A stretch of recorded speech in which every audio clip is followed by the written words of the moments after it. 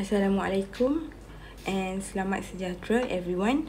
Okay, hari ni eksperimen 2, kita nak discuss kita punya lab report sebelum ni. So your previous lab report is regarding your experiment 2, which is titled which is the acid base titration. So that is very important titration.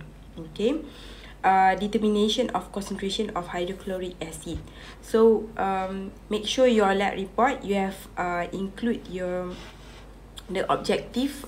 First objective is to prepare the standard solution of oxalic acid. Okay, you need to know how to prepare the oxalic acid and then standardize 0.2 molar sodium hydroxide solution, and next is determine the concentration of HCl solution.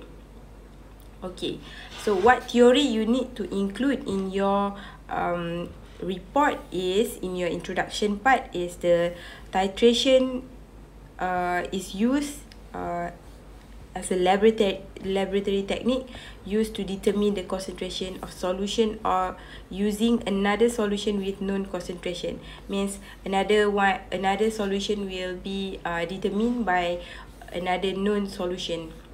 And then number 2 is standard solution is a solution precisely accurate. Okay, what is standard solution? Okay, we have discussed this in previous experiment, the pre-lab, during the pre-lab. Okay, please refer to your pre-lab.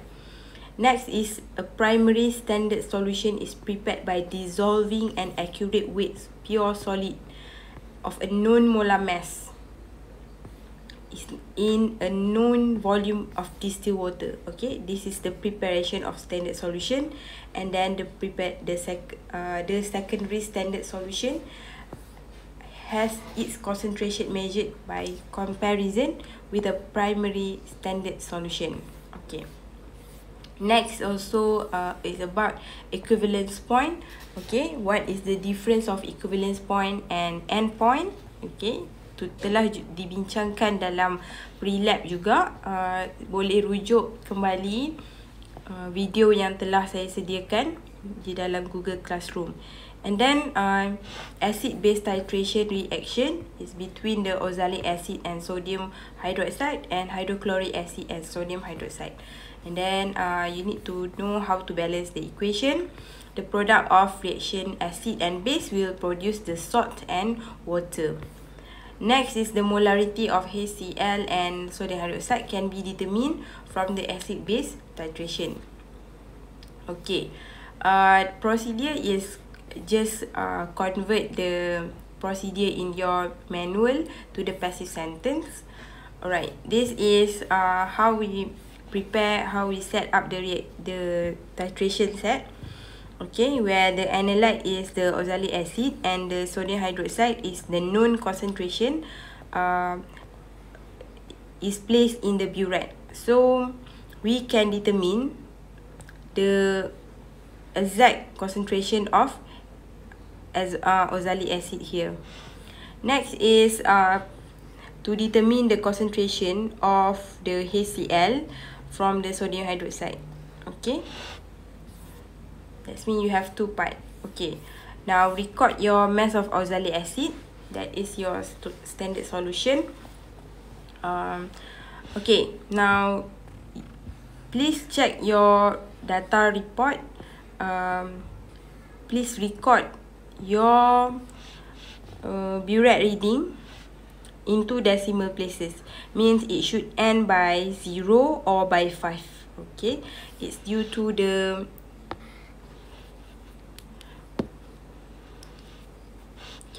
because in where is it, in burette, okay, one there is 1 mil. Okay, so from here to here is 1 mil.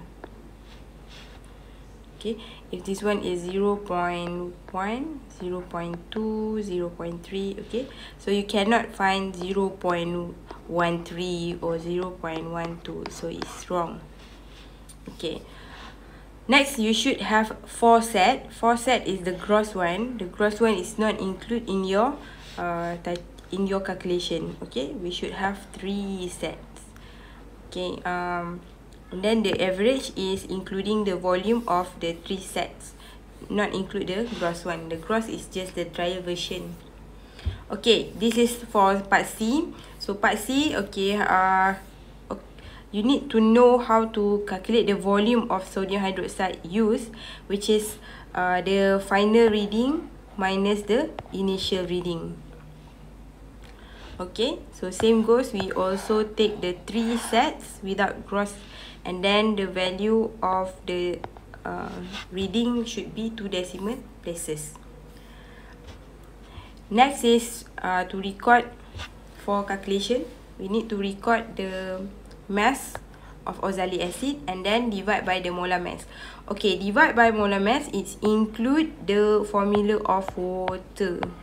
Okay, because hydrated, because we measure the mass of hydrated oxalic acid, means we are not only measure the mass of the oxalic acid but the water.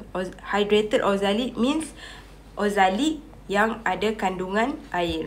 So our molar mass is also included the molar mass of water. And then this is the number of mole of oxalic, hydrated oxalic, and this is molarity of oxalic. Because the number of mole yang kita timbang tadi tu, kita convert ke mole, kita masukkan dalam volumetric flask. Volumetric flask kita yang dalam mass, dalam volume dia 250 ml. So solution kita adalah 250 ml. So mole over volume, we convert to liter, it is 0.0956 molar. Okay, how to balance the chemical equation? Okay, the reaction occur is between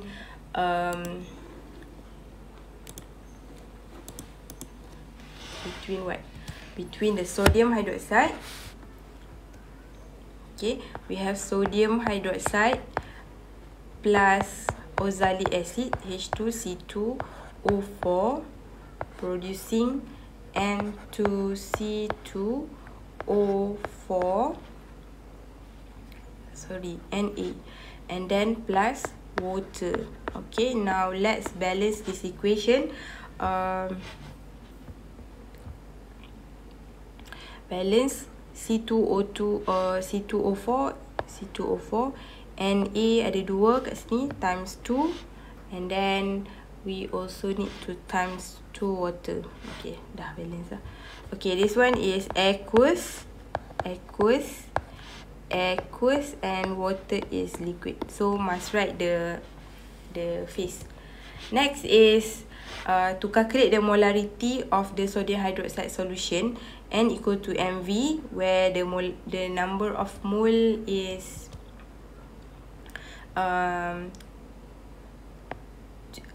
the volume is m. Molarity, the molarity we have calculated previously is 0.0956 times 25 is the volume. Okay, ni volume dia 25 ml tadi kita guna. So sama dengan dia punya mole dia adalah 2.389 eksponen negatif 3 mole. Okay, so daripada equation 1 mol oxalic akan bertindak balas dengan 2 mol sodium hydroxide.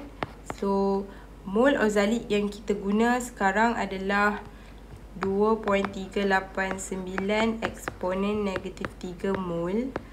Means kita perlukan sebanyak 4.778 eksponen negatif 3 mol sodium hydroxide. So sekarang kita nak cari molarity sodium hydroxide.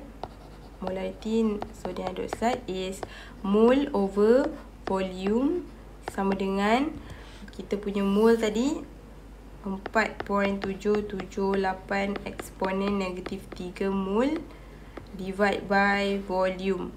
So volume dia adalah daripada yang kita tengok dekat sini tadi. Ini mana B. Okay, volume sodium hydroxide. So volume dia, average volume dia adalah 23 3.93. So convert kepada ml, dia jadi 0.02393 liter. So dia dapat molarity dia 0.1997 molar NaOH. Okay, so inilah. Next is macam mana kita nak balancekan reaction between the oxalic acid and sodium hydroxide. Okay, sodium hydroxide. Sini senang kan. NaOH dengan oxalic acid. I think kena tukar ni. Bahagian C adalah HCl. HCl. Okay, pecahkan dapat Na plus Cl minus NaCl plus H2O. H2O adalah liquid. Ini adalah aqueous. Okay, larutan garam ni aqueous. Okay, macam mana kita nak kira molarity solution HCl? So, siapa yang duduk di dalam burette atas ni? Okay. And then dia menentukan yang bawah ni. So, molarity yang atas kita tahu yang duduk dalam burette is 0.1997 molar. Tadi tu, ni molarity darab volume. Okay. Ini adalah molarity NaOH yang kita dah kira tadi. Ni, yang kita kira ni. Sekarang, kita darab dia punya molarity dengan volume. Volume adalah volume yang di burette yang kita guna tadi tu. Which is, mana tadi? Ni. NaOH use. Okay. So, molarity kita tahu. Ini volume dia. Is 0.01177. 11.77 ml. Kita tukar kepada liter lah. And then you dapat dia punya mole adalah 2.3505 eksponen negatif 3 mol NaOH. Ni, dalam ni 2.3505 eksponen negatif 3 mol. So, dia equivalent dengan HCl yang dalam ni. Okay, so kita buat ratio 1 mol NaOH equivalent 1 mol HCl. So, NaOH yang kita guna adalah 2.3505 eksponen negatif 3 mol. So, mol yang sama juga bagi HCl. Sebab di ratio dia 1:1. So, 2.3505 eksponen negatif 3 mol. Okay. Sekarang kita nak kira molarity bagi molarity siapa ni? HCl lah. Molarity HCl. So, mol HCl tu adalah 2.3505 eksponen negatif 3 mol. Okay, kita divide by dia punya volume. Volume dia, ni bendalah ni, banyak mana mol ini, dia duduk dekat mana? Dia duduk dekat dalam ini. Yang kita titrate kan. Ini kan dalam, ini dalam burette. Ini kan NaOH. Okay, so kita dah tahu dah ni HCl. So kita dah tahu dah volume dia punya mol. Okay, volume dia kita tahu. Kita tengok, kita masukkan tadi berapa volume dia. Dalam manual dia suruh masukkan berapa, iaitu 25 ml. Okay, 25 ml is 0.025 liter. Okay, ni dalam ni adalah 25 ml HCl. Ini NaOH. So, you akan dapat 0.094. Okay. So, nak bagi tahu dekat sini, ini yang kita tahu concentration. Dia boleh menentukan concentration yang satu lagi. Okay. So, this one is molar lah. 0.094.